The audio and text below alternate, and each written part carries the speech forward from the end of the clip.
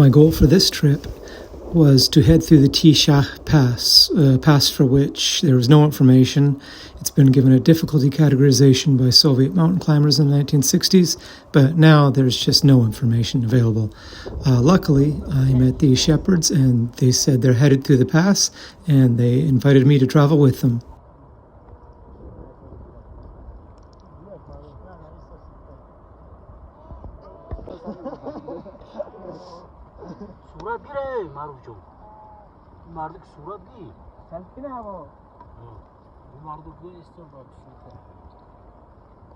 Seeing a 10-year-old boy plus sheep plus a newborn lamb gave me some reassurance that this would not be as difficult or as dangerous as I had earlier worried about.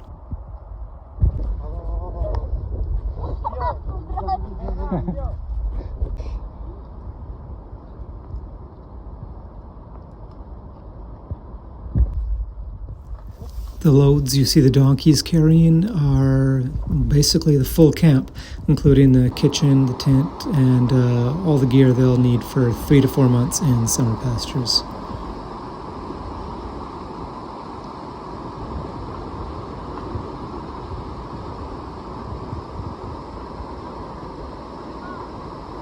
This first obstacle was about an hour earlier, 6 foot deep, 2 meter deep mud flow, and generated entirely not by rain but by snow and ice melt up high. And you'll generally get these towards the end of the day, generally the hotter days, of course.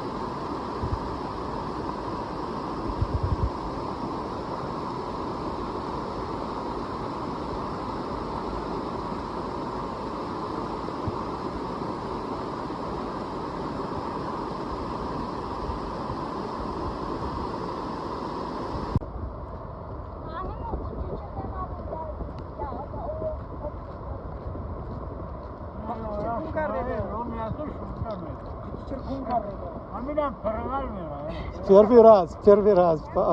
This little guy's first time going through the pass, which is over there. If this guy can get through the pass, so can I.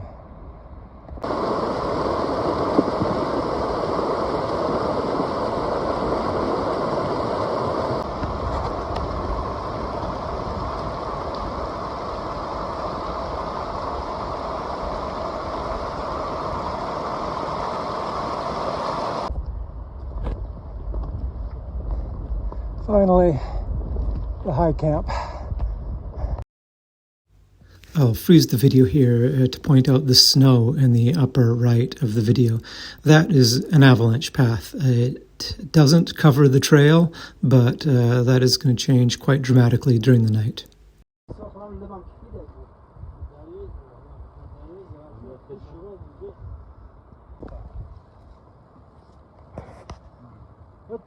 Tajikistan bapesh.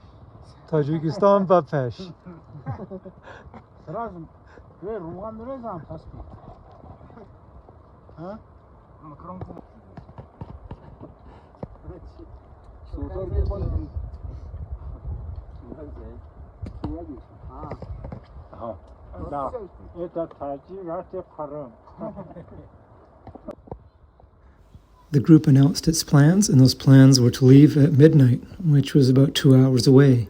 So if you wanted, you could try and take a quick nap, and I did so under a boulder.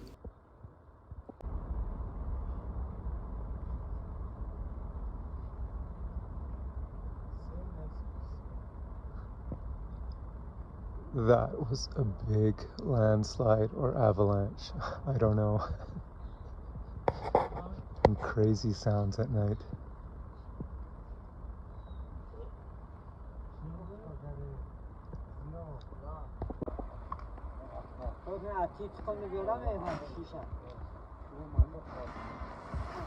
The plan is for the donkey caravan to head out first in front, so I decide I'll stay out of the way of the sheep and go on foot with the donkey caravan.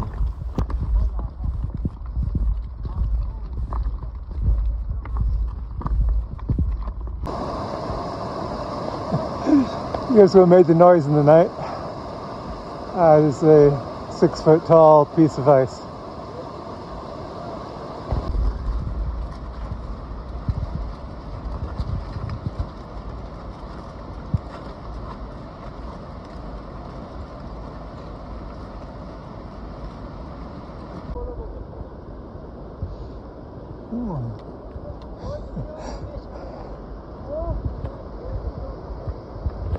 They're looking for the trail.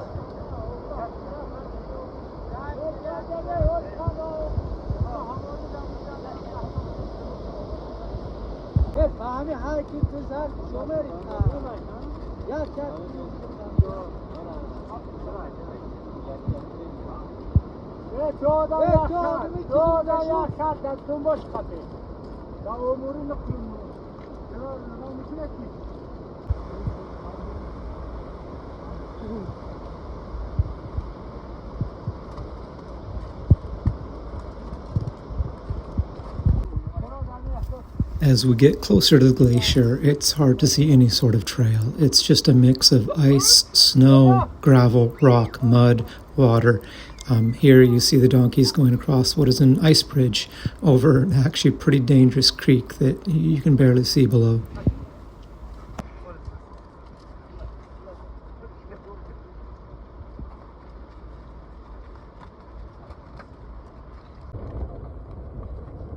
Finally, we're on the glacier. We're on ice and snow, and we start to move a little quicker. Well, at least I thought we'd go quicker. Of course, the heavily loaded donkeys have other ideas.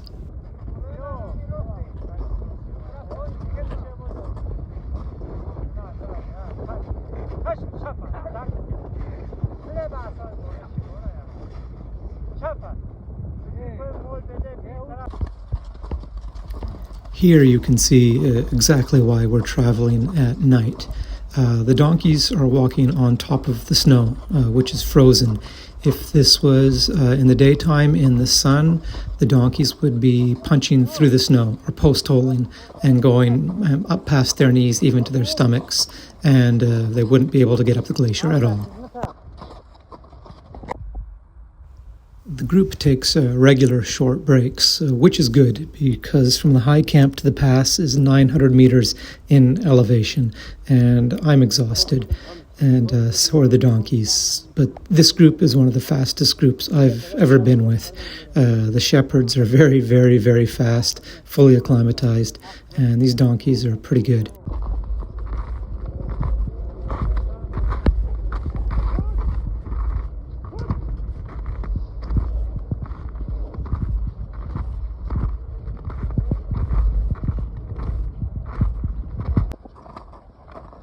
The person in front of me is the advanced scout of the group. Don't worry, he's not looking for crevasses. He's just trying to find the sections of hard snow and doing his best to avoid the soft snow sections.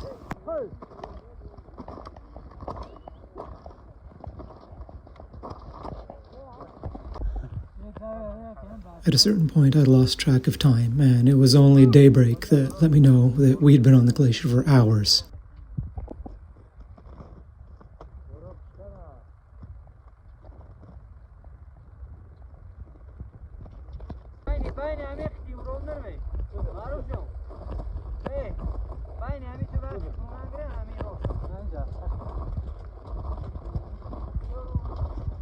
The caravan scout and leader is addressed by the group as Mualim, which means he's a school teacher.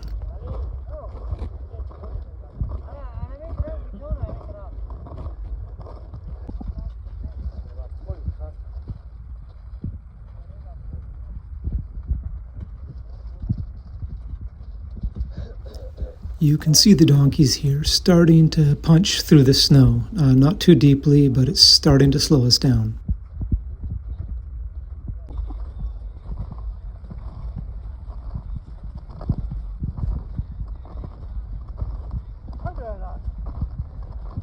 We're now in a race with the rising sun. We absolutely have to be at the top of the pass by the time the sun hits the snow, at which time the donkeys will sink.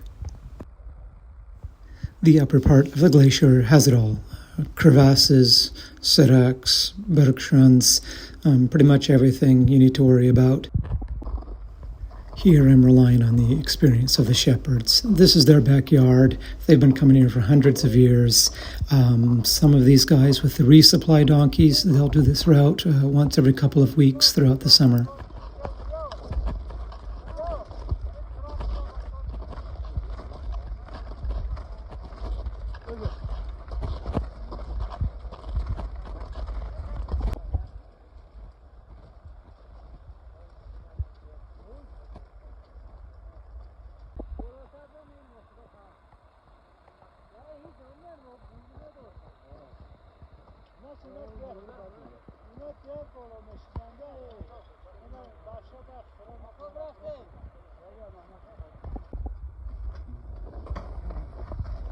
This section is much steeper than it looks. A few minutes later, the shepherds will get out an axe and cut a trail for the donkeys to go on.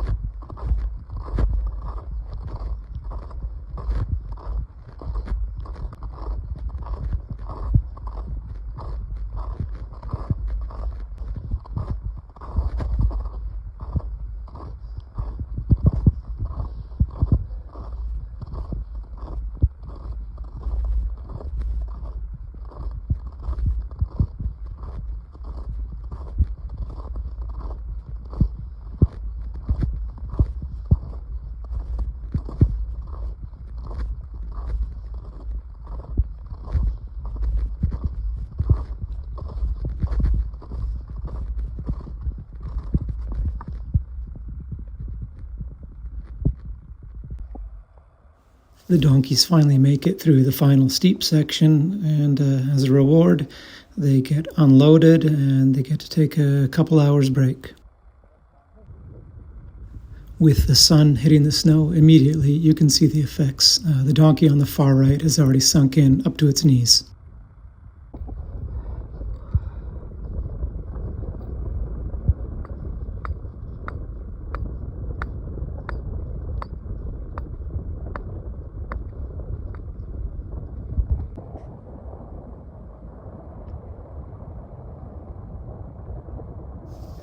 At this point, what's going to happen is we're about to be passed. The sheep and the goats are coming up fast behind us.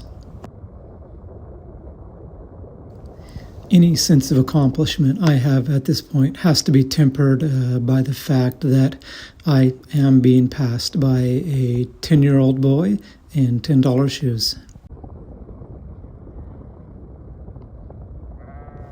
The lighter weight sheep and goats can last longer on the glacier than the donkeys can before the sun softens the snow and they start to fall through. However, it's not too much longer, so they do need to hurry the flock through the pass.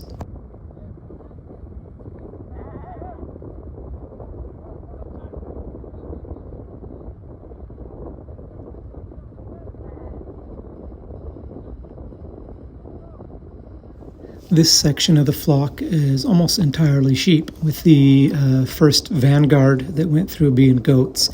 This is typical when you see very large flocks. The goats, I guess due to their independence and, well, maybe they think their natural leadership qualities, they tend to go out front, further from the main herd.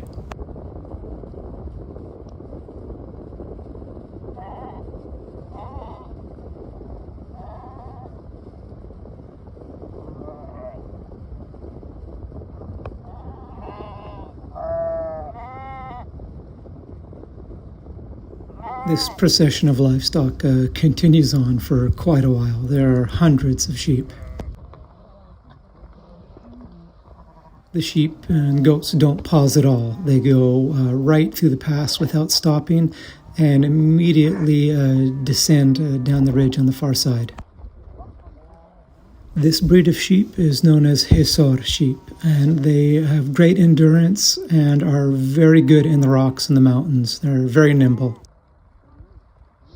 I don't know where they're going either.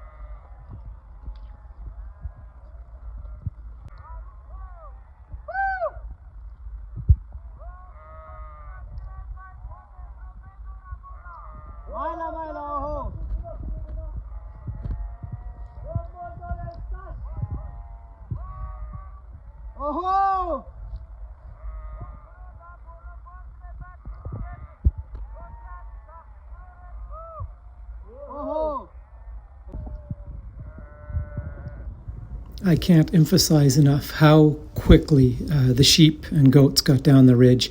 I followed behind them, and it took me much, much longer.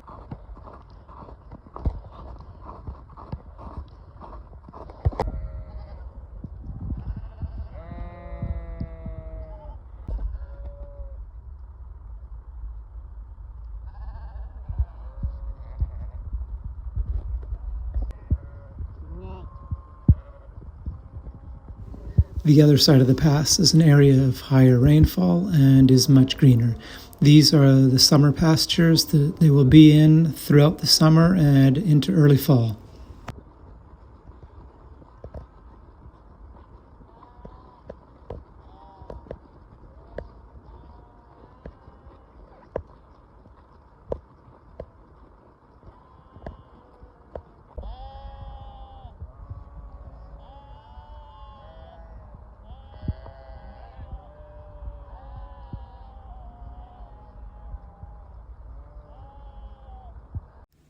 I travel out in front ahead of the flock, and I'm warned that I will be coming up to new obstacles. The obstacles lower down will be the rivers.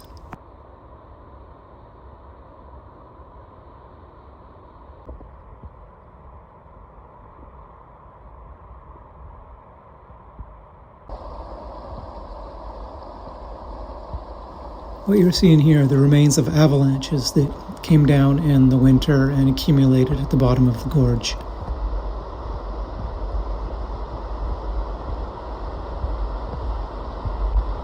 Here it's been melted through, but in other locations basically a bridge remains, and you can travel across the river quite easily.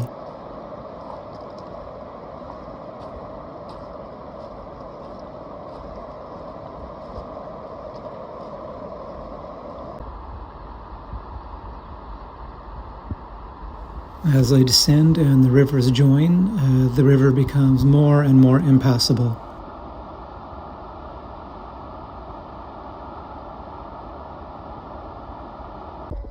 The avalanche bridge, such as the one I'm standing on right now, will remain until mid-August when they melt and collapse. But for now, they're very solid bridges.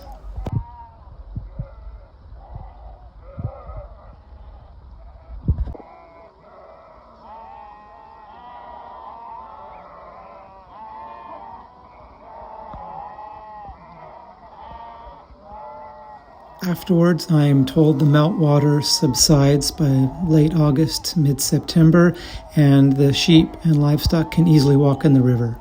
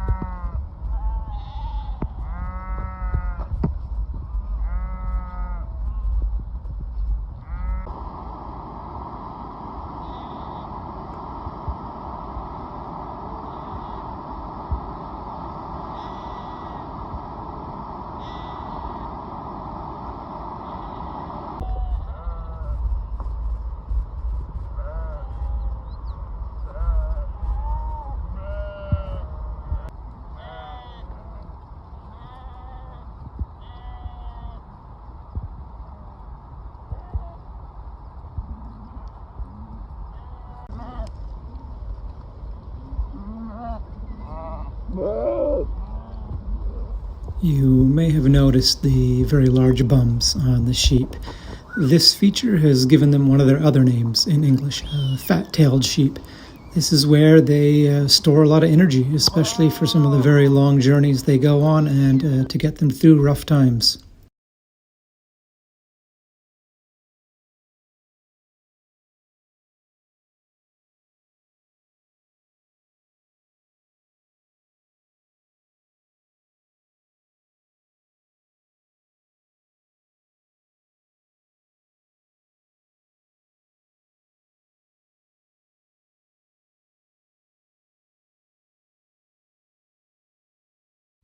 Finally, the sheep and goats are safely in their pastures. The shepherds set up camp.